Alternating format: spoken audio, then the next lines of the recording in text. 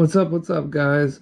It's Dirty Bags, and here is your daily dirt for October 13th, 2020. The article I found today is about the two U.S. economists who won the Nobel Prize in Economics for their work on auctions. And I really like this article. I'm a big math person, and I've just recently started getting into auctions and trading and investing. And these guys here, this Paul R. Milgram and Robert B. Wilson, they actually came up with a new format for auctions that allowed there were several things that it allowed for in the 90s, and a lot of things that I never knew about this, but a lot of things that we have today are thanks to these guys' work in this field. It says that Milgram was at his house late in the night, and Robert Wilson came over and told him about the prize. Wilson, he's 83 years old, and Milgram's 72. I believe Wilson was Milgram's advisor, his PhD advisor, and it says here that they both happen to be neighbors in California. So that's pretty cool that they live right next to each other. They've studied together, done work together.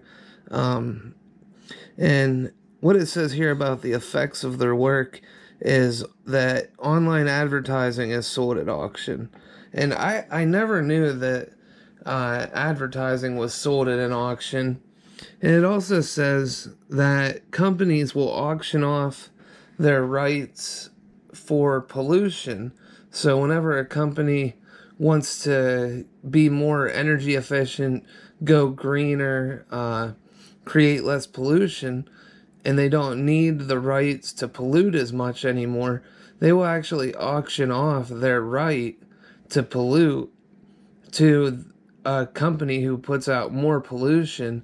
So then they have a monetary incentive and an incentive for helping out the world with less pollution, which is really cool.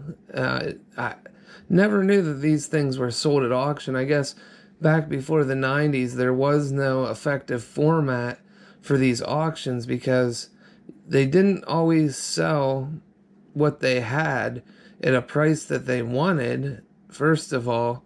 And then the things they were selling didn't go to the person who wanted it or needed it most. So these guys were able to come up with a format that we still use today that has helped out many industries. One of them is the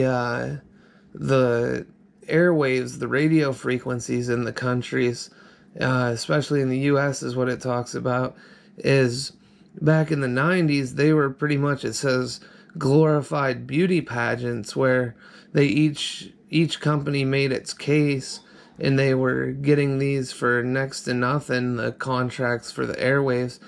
And it says here the auctions ended up raising $617 million by selling the frequencies that were pretty much handed out for nothing before then.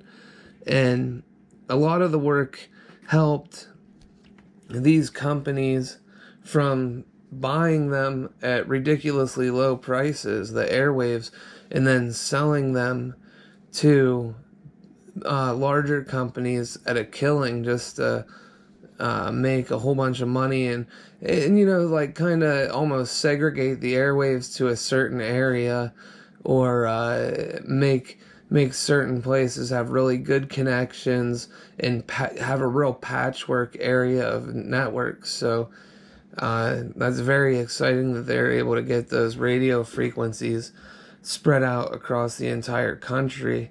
Otherwise, we might have a cell phone that works in Pennsylvania or California, but it doesn't work in Delaware or Michigan or something. So very interesting.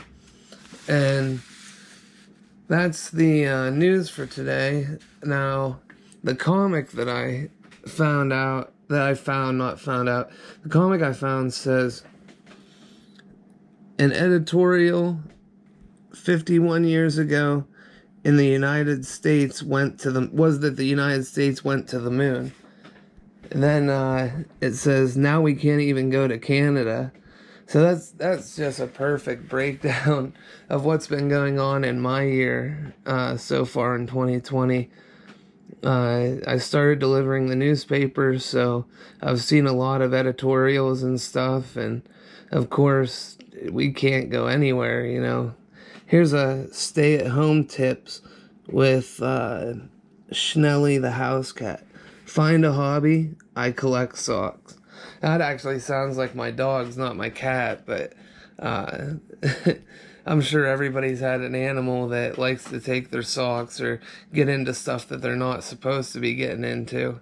So, as I like looking at the comics for a minute to see if there's something that is relatable, and there's usually something.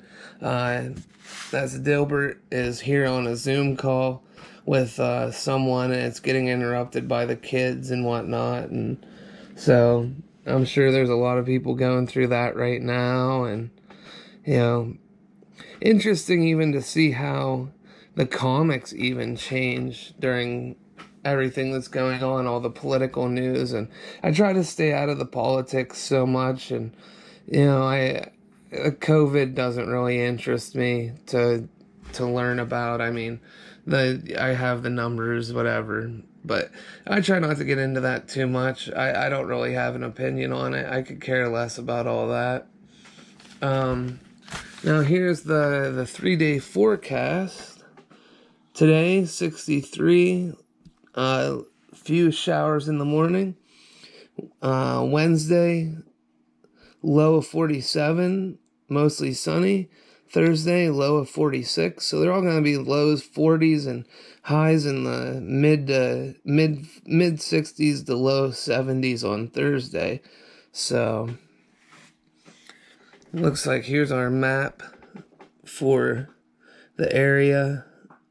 Looks like some different spots of clouds around Pennsylvania, and so pretty much in the low 60s today. But well, hey, I hope everyone has a good day.